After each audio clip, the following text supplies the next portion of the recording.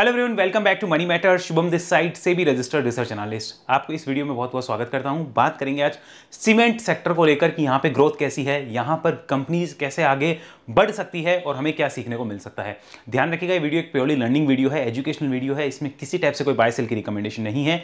यहाँ पे हम जो भी डिस्कशन करें वो आपकी लर्निंग और नॉलेज को बढ़ाने के लिए और साथ में आपकी इन्फॉर्मेशन के लिए। Investment in securities market are subject to market risk. Please read all the related document carefully. Again reminding, इस मार्केट में प्रॉफिट की कोई गारंटी नहीं होती है, ना ही यहाँ पे कुछ शॉर्ट टाइप की चीज होती है। यहाँ रिस्क बहुत ज्यादा होता है, तो इस बात को ध्यान में रख के इस वीडियो को आगे आप अपनी लर्निंग, एजुकेशन और इन्फॉर्मेशन के लिए कंटिन्यू करिएगा। सीमेंट को लेकर मैं क्यों आज आपके सामने आया हूं, क्योंकि मैं इन कंपनीज के जब डाटा को चेक कर रहा था मुझे कुछ अट्रैक्टिव चीज नजर आ रही थी। सबसे पहले ये देख लीजिए, इंडिया में सीमेंट सेक्टर को लेकर हम समझते हैं कि ओवरऑल सेक्टर का क्या काम चल रहा है क्या नहीं। अब देखो, कौन कंपनी प्रॉफिट कमाती है, लॉस करती है, वो आगे कहानी। पहले सेक्टर को देखो, सेक्टर आउटलुक क्या है। तो यहाँ पे डिमांड काफी ज्यादा बढ़ सकती है। अगर हम देखें तो Indian cement industry projects an 8% increase in the sales in CY25। CY मतलब कैलेंडर ईयर 25 में।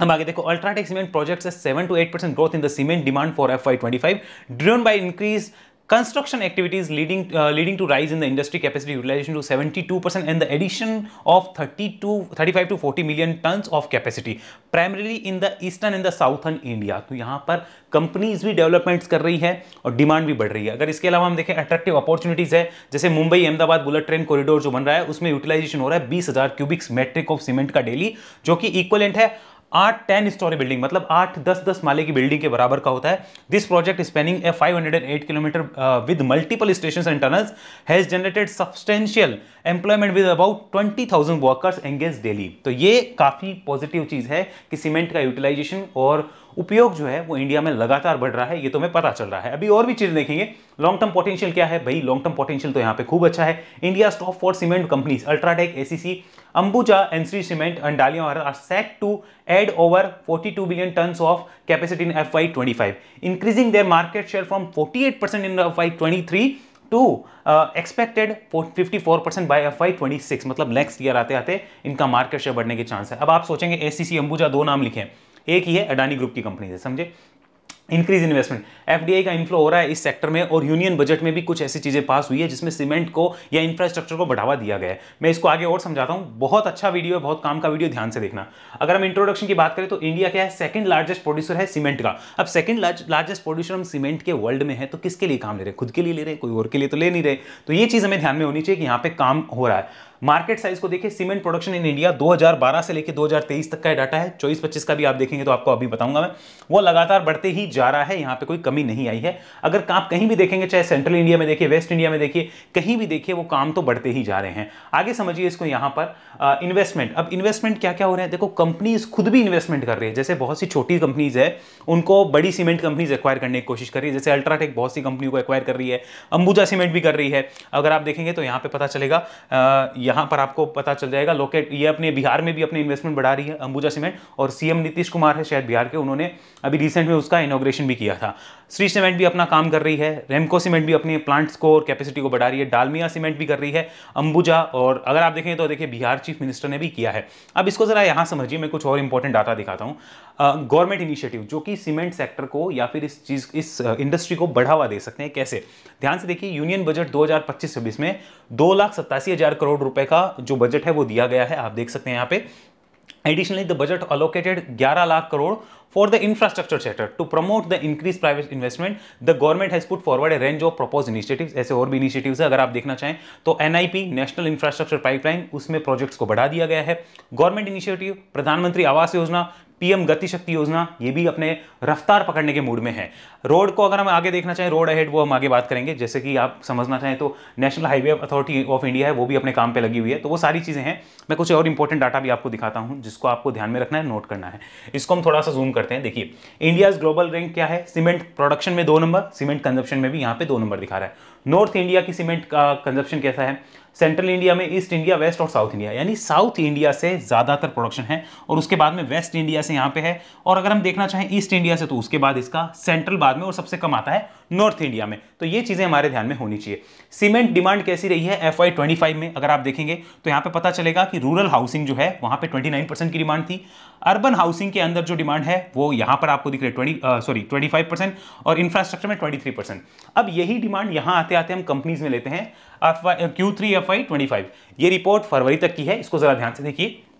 अल्ट्राटेक सीमेंट करीब 1980 यहां पर आपको दिख रहा होगा नेट सेल्स, और मिलियन में है ये यूएसडी, और अंबुजा की उसके बाद में, एसीसी उसके बाद, और श्री सीमेंट उसके बाद। अब आपको समझ आ रहा होगा अंबानी जैसे, अडानी जैसे जो बड़े प्लेयर्स हैं, जो अडानी ग्रुप की कंपनीज है, अडानी ग्रुप है वो इतना इंटरेस्ट क्यों ले रहा है, अंबानी ग्रुप है वो भी इंटरेस्ट लेता है, और साथ में बिरला ग्रुप जो है वो तो होल्ड कर ही रहा है अल्ट्राटेक के थ्रू सीमेंट में अपना कारोबार।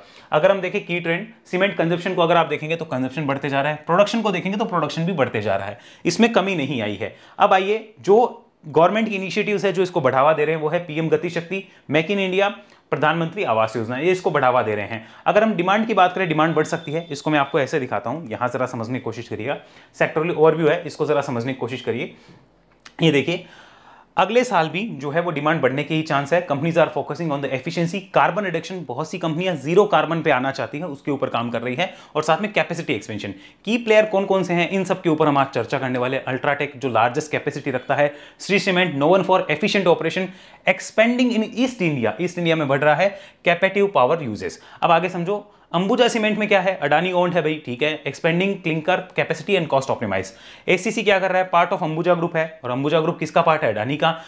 डालमिया भारत क्या कर रहा है, एग्रेसिव कैपेक्स कर रहा है, और ये ध्यान होना चाहिए, इंक्रीजिंग मार्केट शेयर हो रहा है इसका साउथ में और ईस्ट इंडिया में। रेमको सीमेंट रीजनल प्लेयर है, facing margin pressure due to limestone tax. अब ये लाइमस्टोन टैक्स लगाया है तमिलनाडु गवर्नमेंट ने, उसकी वजह से हो रहा है। यहां पे देखिए, JK Lakshmi cement strong stock returns, ये तो इसने दिए ही है, साथ में मिड साइज प्लेयर है विद ग्रोथ मोमेंटम, यहां पे कंटिन्यू है। इन सबके चार्ट्स अगर आप देखेंगे ना, आपको बहुत सी चीजें जानने को मिलेगी, बहुत सी चीजें सीखने को मिलेगी, जिसका हम आगे डिस्कशन भी करेंगे। Recent sector trend and risk क्या है, एनर्जी एंड फ्यूल की कॉस्ट जो है वो डिक्लाइन हो रही है, जो कि इसमें इनके लिए पॉजिटिव हो सकती है। गवर्नमेंट इंफ्रा स्पेंडिंग बढ़ रही है, रूरल हाउसिंग बढ़ रहे हैं, तो वो उसके लिए इसके वॉल्यूम बढ़ाने का काम करते हैं। रिस्क क्या है भाई, regulatory cost like limestone taxes वगैरह लगा देती है गवर्नमेंट। फ्यूल प्राइसेस हो जाते हैं, बढ़ जाते हैं तो दिक्कत है। प्राइसिंग डिसिप्लिन अमंग पीयर्स, यानी अगर पीयर्स के अंदर कुछ डिसिप्लिन ब्रेक होता है, या मान लो डिसिप्लिन कुछ ज्यादा स्ट्रिक्ट हो जाता है, तो भी दिक्कत आती है। यहां पे देखिए news highlight, UltraTech, Ramco and Dalmia Bharat ने 52 वीक नए नए हाई लगाए हैं। नोमुरा ने पिक किया है Ambuja UltraTech as the top cement bets. ये हमें ध्यान में होना चाहिए भाई, इंडस्ट्री के प्लेयर क्या क्या कर रहे हैं। डालमिया भारत के Q4 जो है वो काफी अच्छे रहे हैं, एसीसी के Q4 जो है वो गिरे हैं, और एसीसी के शेयर प्राइस पे उसका इंपैक्ट भी देखने को मिलेगा। रेमको एंड डालमिया में face 10 to 20% EBITDA margin hit हो सकता है इनका, ड्यू टू तमिलनाडु रॉयल्टी, या फिर आप उसे भी कह सकते हैं लाइमस्टोन टैक्सेस या ड्यूटी, जो भी आप नाम देना चाहें। अगर हम इसको लेकर अब एक बार चार्ट्स के ऊपर चलते हैं, जो देखो सबसे इंपॉर्टेंट है, इसको जरा एक बार आप ध्यान से देखिएगा। मैं यहाँ पे कुछ दिखाना चाहता हूं। Again reminding, there is no buy sell recommendation, क्योंकि आपको चीजें समझनी है, फिर मैं इनको आपको और तरीके से समझाऊंगा। चलो पहले एक काम करते हैं, कुछ इंपॉर्टेंट चार्ट पैटर्न जो सीमेंट इंडस्ट्री में बन रहे हैं उसके ऊपर बात करते हैं, फिर आपको चार्ट्स दिखाते हैं तो ज्यादा अच्छा लगेगा। चलो सबसे पहले हम करते हैं व्हाइट स्क्रीन पे चर्चा। अब देखो, आज की डेट में आपको सीमेंट बिजनेस में अगर आप देखोगे तो आपको क्या दिखेगा, मैं बता देता हूं। सीमेंट बिजनेस में आपको 3-4 पैटर्न दिखेंगे।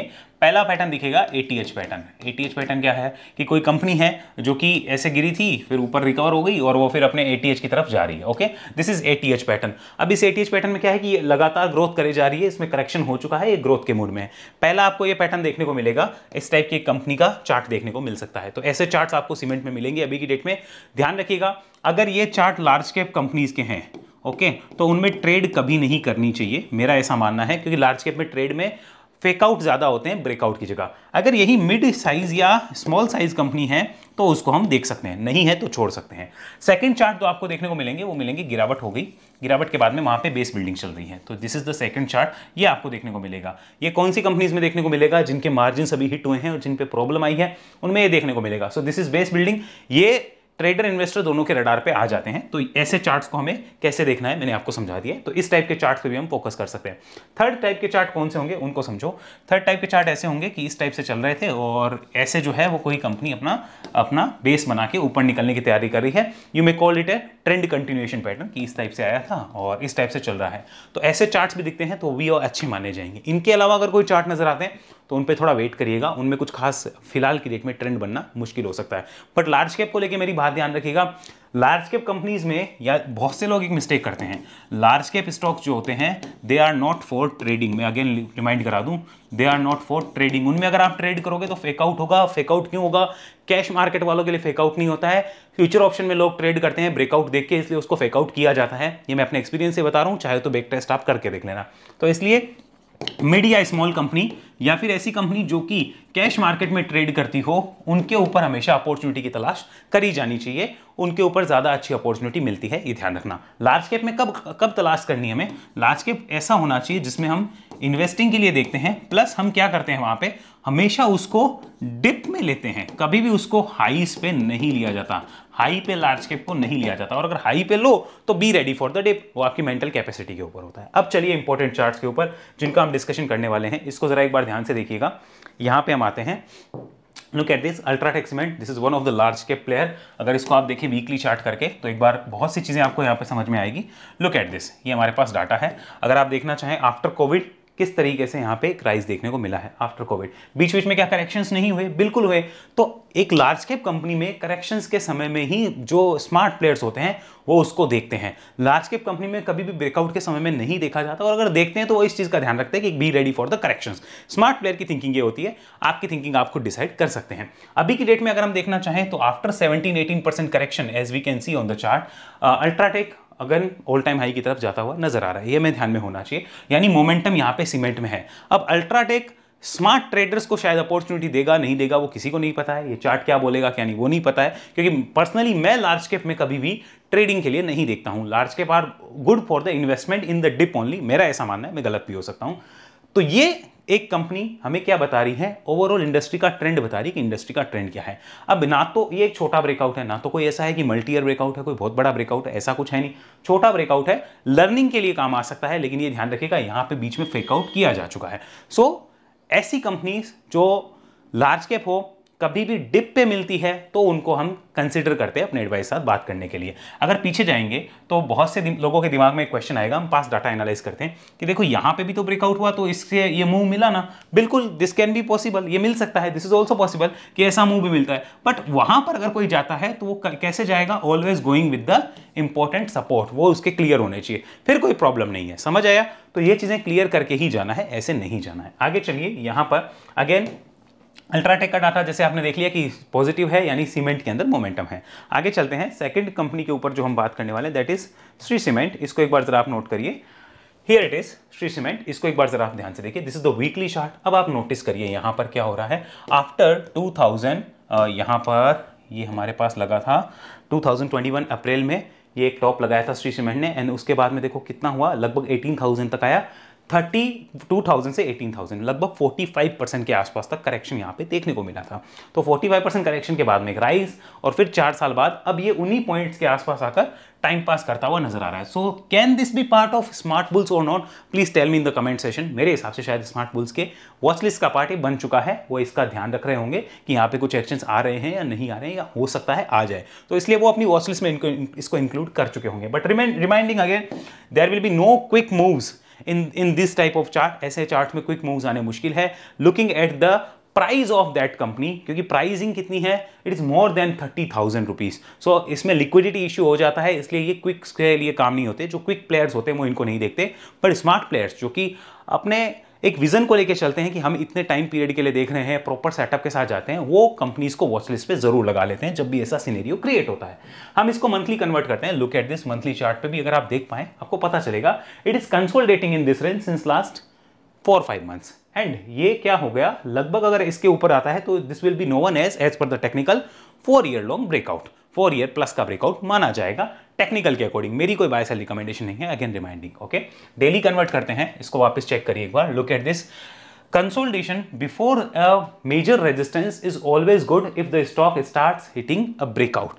अगर ऐसा कुछ भी ऐसा हो रहा है तो वो अच्छा माना जाता है एज पर द टेक्निकल। मैं गलत हो सकता हूं, इस बात का ध्यान रखिएगा। तो टेक्निकल में ऐसा अच्छा माना जाता है कि कोई भी रेजिस्टेंस के पास आगे अगर स्टॉक खड़ा होता है, 3-4 साल 5 साल का रेजिस्टेंस से खड़ा हो रहा है, टेक्निकली वो अच्छा माना जाता है, ये ध्यान रखिएगा, क्योंकि उसके बाद जो भी ब्रेकआउट्स होते हैं वो सॉलिड ब्रेकआउट की कैटेगरी में गिने जाते हैं। ओके, आगे चलते हैं।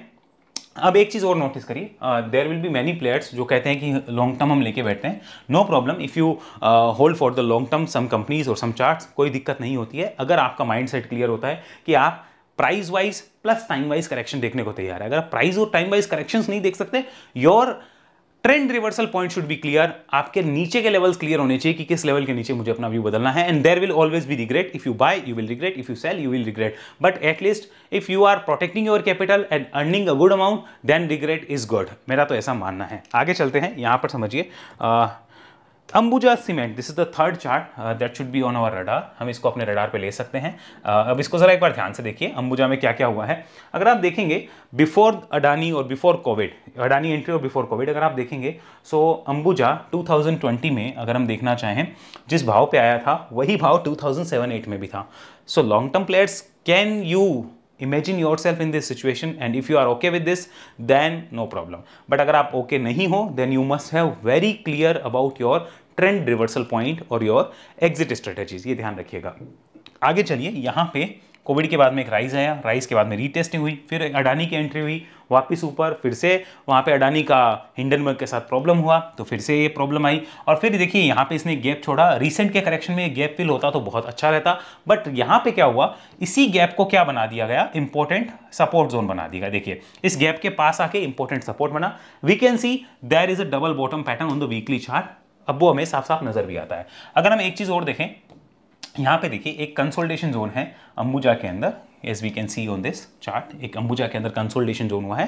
क्या ये कंसोलिडेशन जोन का ब्रेकआउट कहा जाएगा या नहीं कहा जाएगा, आप मुझे कमेंट बॉक्स में बताइएगा ताकि मुझे भी पता चले कि आपकी थिंकिंग कैसे निकल रही है। मंथली कन्वर्ट करते हैं इसको, यहाँ पे समझिए this is the monthly chart. अगर आप ध्यान से देखें 1 2 3 4 5 6 7 8 मंथ कंसोलिडेशन के बाद में ये ऊपर आके सस्टेन करता है, तो ये पॉजिटिव होगा या नेगेटिव, प्लीज कमेंट बॉक्स में मुझे बताइएगा, और आपको पता चलना चाहिए कैसी चीजें। But remember this is one of the large cap company, large cap में कोई भी अगर फ्यूचर ऑप्शन में जो कंपनी ट्रेड हो रही है ना, ऐसा मानो वही लार्ज कैप है, सिंपली इसको रखो, और वहां पे कभी भी कोई कंपनी ट्रेड हो रही है तो ब्रेकआउट को फ्रेकआउट होने में ज्यादा टाइम नहीं लगता। So be clear in the mind कि ब्रेकआउट के बाद फेकआउट होगा, वो आपके लिए नहीं होगा अगर आप कैश मार्केट में ट्रेड करते हैं, वो उनके लिए होगा जो फ्यूचर ऑप्शन में ट्रेड कर रहे हैं, ताकि उनकी कैपिटल को खींचा जा सके मार्केट में। और यही रिसेंट में भी वो जेन स्ट्रीट वाले देखो पकड़े गए, वही लोग करवाते हैं, और कौन करवाते हैं। आइए डेली चार्ट पे चलते हैं, यहाँ पे समझिए इसको भी अगर आप देख लेंगे बहुत सी चीजें आपको क्लियर हो जाएगी। This is like a 8 month 9 month consolidation, और अगर आप पैटर्न समझ पा रहे हैं तो बहुत अच्छी बात है। आइए आगे चलते हैं, हेडिंग टुवर्ड द नेक्स्ट। यहाँ पे देखते हैं एसीसी, इसको देखिए यहाँ पे इसके मार्जिन्स पे प्रेशर था तो इसको हिट भी हुआ था काफी ज्यादा, एंड अगर हम देखें तो बाकी कंपनीज की परफॉर्मेंस अच्छी निकल के आ रही है शेयर प्राइस की, बट यहाँ पे अगर हम इसकी परफॉर्मेंस देखें तो it is not performing at all. और यहाँ पे देखिए डाउन ट्रेंड के बाद में it is in the base formation zone, ये भी बेस फॉर्मेशन जोन के अंदर है। सो ये किस ग्रुप की कंपनी है, अडानी ग्रुप की कंपनी है। सो अगर आप कोई ऐसी कंपनी देख रहे हैं जो अच्छे ग्रुप की कंपनी हो और अपने हाई से लगभग 30-40-50% डाउन हो, तो you can keep this in your watch list, आपकी वॉच लिस्ट का पार्ट हो सकती है। Again reminding there is no buy sell recommendation, हो सकता है कल को स्टॉक जीरो हो जाए, भाई मेरी कोई जिम्मेदारी नहीं होगी। प्लीज इसको अपने रडार पे लेना चाहें तो आप ले सकते हैं। और ये हमारे सामने एसीसी का डाटा, और अगेन एक चीज और दिखाते हैं, लाइक यहाँ पे आइए इसको समझिए, एसीसी किस भाव के आसपास है, ऑलमोस्ट उसी भाव के आसपास है जिस भाव पे 2017 में थी। और अगर हम इसको कंपेयर करें ऑलमोस्ट यहाँ पर 2015 फरवरी के भाव से, तो वहां से लगभग 10% ऊपर नजर आती है आफ्टर 10 ईयर्स, तो ये चीज भी ध्यान रख लीजिएगा। आगे चलते हैं, नेक्स्ट यहाँ पे हम नोटिस करेंगे तो हम चलेंगे डालमिया भारत पे। इसको एक बार जरा ध्यान से देखिए, look at this is Dalmia Bharat. अगर इसे भी आप देखेंगे आपको पता चलेगा यहाँ क्या हुआ है। देखो यहाँ एक कोविड से पहले एक डाउन साइड, उसके बाद ऊपर कंसोलिडेशन ब्रेकआउट ऊपर, एंड देन वो वापस नीचे, फिर ऊपर गया। यहाँ पे अटेम्प्ट्स हुए थे इन रेजिस्टेंस जोन को काटने के, यहाँ पे अटेम्प्ट्स हुए थे बट वो फेल हुए, और उनके बाद में एक यहाँ पे नेगेटिव पैटर्न बनने के बाद कंपनी का प्राइस नीचे, फिर चार्ट क्या बोला भाई, साइडवेज हुआ, साइडवेज होने के बाद क्या हुआ, यहाँ पर वो ऊपर आने की कोशिश करी और सस्टेन किया, तो एक मूव बना, ये हमें पता होना चाहिए। तो इसकी पिक्चर भी हमें क्लियर होगी कि ट्रेंड तो अभी हमें साफ साफ दिख रहा है, हम इसे कह सकते हैं टेक्निकल एनालिसिस के अकॉर्डिंग कि ये ट्रेंड बुलिश माना जाएगा। आगे चलते हैं ताकि हम और आगे क्लियर करें। इसको देखिए जेके लक्ष्मी, इसको जरा समझिएगा।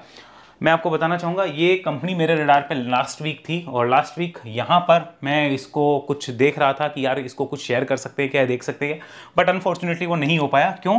क्योंकि जब तक मैंने इसको अपने मतलब जो हमारी सेबी रजिस्टर्ड सर्विसेज चलती है उनमें डालने की कोशिश करता, तब तक ये ऐसे ऊपर जा चुका था। तो जो ऊपर निकल चुका था फिर उसमें क्विक स्विंग्स के लिए नहीं देखा जाता है, तो ऐसा मेरे साथ हुआ अभी रिसेंट में, मिस हो गया, लेकिन ठीक है कोई बात नहीं, पार्ट ऑफ द गेम है। हाँ, हमें इन चीज़ों को नोटिस करना और इनसे सीखना है बेसिकली एक्चुअली बात ये है। तो अगर आप जेके सीमेंट को भी, जेके लक्ष्मी को देखेंगे, it is also going toward the all time high, तो यानी ये भी बुलिश इंडिकेशन दे रहा है। तो सीमेंट के अंदर कुछ होने वाला है ऐसा लगता है, या फिर ये वॉचलिस्ट का पार्ट होना चाहिए ट्रेडर इन्वेस्टर दोनों के, इतना हमें ध्यान रखना है। So this is JK Lakshmi data. यहाँ पे इसको एक बार मंथली कन्वर्ट करते हैं, यू कैन ऑल्सो सी क्या हो रहा है। बट एक चीज आपने नोट करी कि ये जो भी सीमेंट कंपनीज हम बात कर रहे हैं, इनमें जब भी 40% के आसपास की गिरावट होती है, तो अब सोच के देखिए, जरा इमेजिन करिए कि उस टाइम पे हमारी थिंकिंग क्या होती है और उस टाइम पे इन्वेस्टर्स की थिंकिंग क्या होती है। क्या वहां पर अगर कोई यहाँ एंट्री करता है तो उसके बाद उसको 6-12 महीने में क्या मिलता है? आप जरा सोच के देखिए, आपको क्लियर हो जाएगी चीजें, मैं क्या कहना चाह रहा हूं। आगे चलते हैं, यहां पर हम बात करेंगे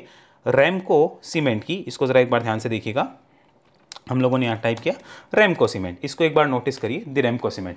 नो व्हाट्स हैपनिंग हियर, आप अगर ध्यान से देखना चाहें, this is Ramco cement data, weekly convert करते हैं। Look at this, there is a multiple resistance zone, stock is trying to sustain about that zone. ये चार्ट हमें ऐसा बता रहा है कि वो सस्टेन होने की कोशिश करता हुआ नजर आ रहा है। तो ये सारी चीजें हमें इंडिकेशन देती है कि सीमेंट के अंदर कुछ मूव आ सकता है, या फिर इसके लिए हमें अपने रडार पे लेना चाहिए। काफी चीजें यहाँ पे होती हुई, हलचल होती हुई नजर आ रही है सीमेंट के अंदर और सीमेंट रिलेटेड कंपनीज के अंदर। अगर हम इसको मंथली कन्वर्ट करें तो भी हमें बहुत सी चीजें क्लियर हो जाएगी। Look at this, this is the monthly data. Monthly chart पे भी रेजिस्टेंसेस क्लियर विजिबल है। और अब यहाँ पे क्या होगा, let me know in the comment session, आप अगर बताना चाहें बता सकते हैं कि यहाँ पे आपको क्या संभावना नजर आती है। अब इनके अलावा ना और भी बहुत सी ऐसे चार्ट्स हैं जो कि इस टाइप की फॉर्मेशंस बना रहे हैं, बट मैं सबको डिस्कस करने बैठूंगा तो मुश्किल होगी। आपके रडार पे सीमेंट में अच्छे चार्ट्स कौन से हैं, उनको आप कमेंट बॉक्स में अगर मुझे बताना चाहें, शेयर करना चाहें तो करिएगा। और मेरी आपसे विनती है कि अगर वीडियो अच्छा लगे, लाइक शेयर सब्सक्राइब जरूर करिएगा। ऐसी एनालिसिस अगर आप सीखना चाहते हैं मुझसे, तो वेव एनालिसिस में आ सकते हैं, जहां पे आप 1-to-1 मेरे साथ सीखेंगे। That is a proper 1-to-1 learning program. जुड़ना चाहें तो इस नंबर पे संपर्क करिए और आप डिटेल्स ले सकते हैं व्हाट्सएप के ऊपर। अगर आप हमारी सेबी रजिस्टर्ड आरए सर्विसेज को देखना चाहते हैं, समझना चाहते हैं, उनके ऊपर ज्वाइनिंग चाहते हैं, तो प्लीज इसी नंबर पे संपर्क करिएगा। व्हाट्सएप पे आपको सर्विस डिटेल और लिंक मिल जाएगा, या फिर आप हमारी वेबसाइट पे जाइएगा shubhtechnical.com, वहीं से आपको कुछ डिटेल्स लेनी है। और अगर कोई ट्रांजेक्शन करे तो उसी वेबसाइट से करिएगा, या फिर हमारे नंबर जो व्हाट्सएप के आपके सामने चल रहे हैं, इनके थ्रू अगर आपको कोई लिंक मिले तो ही करना है। अदर कोई भी टेलीग्राम पे या फिर कहीं भी इंस्टाग्राम पे हमारे नाम से कोई फेक प्रोफाइल आपको कहती है कि हम क्यूआर कोड दे रहे हैं, ऐसा कर दो वैसा कर दो, नहीं, आप प्रॉपर लिंक के थ्रू जाके ही काम करिएगा, वरना ऐसे मत करिएगा। हाँ, हमारे नंबर से अगर कभी बोला जाए कि चलो सर्वर डाउन है, आप ऐसे कर सकते हो, that is different thing. Okay, अगले वीडियो में आपसे मुलाकात होगी। सोशल मीडिया के अदर प्लेटफॉर्म्स अगर आपने हमें फॉलो नहीं किया, फॉलो कर लीजिएगा। तब तक के लिए आपका बहुत बहुत धन्यवाद। जय हिंद, जय भारत।